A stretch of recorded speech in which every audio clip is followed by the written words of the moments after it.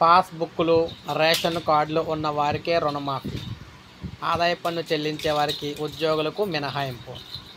ప్రభుత్వానికి అధికారుల ప్రతిపాదన.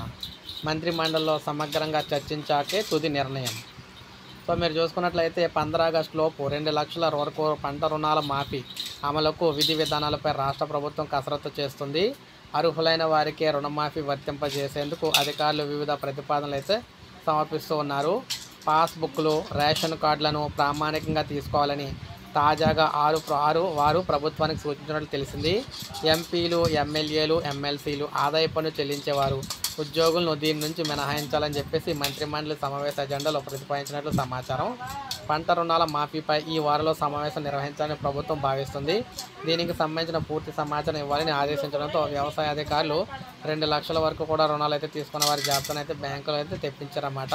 మరో 2-3 రోజుల్లో ఈ జాబితా అధికారులకు అయితే చేరనుంది. ఈలోపే రుణమాఫీని ఎవరెవరికి అమలు చేయాలనే దానిపై వ్యవసాయ శాఖ వివిధ ప్రాతిపదికన విస్తృత స్థాయిలో అధ్యయనం చేస్తుందని తెలుస్తుంది. సో చూసారు కదా, ఈ విధంగా కొత్త రూల్స్ అయితే వచ్చినాయి రుణమాఫీకి సంబంధించి. ఒక లైక్ చేయండి, మీకు లేటెస్ట్ అప్డేట్స్ అందిస్తూ ఉంటాను. సబ్స్క్రైబ్ చేసుకోకపోతే మన ఛానల్ సబ్స్క్రైబ్ చేసుకోండి.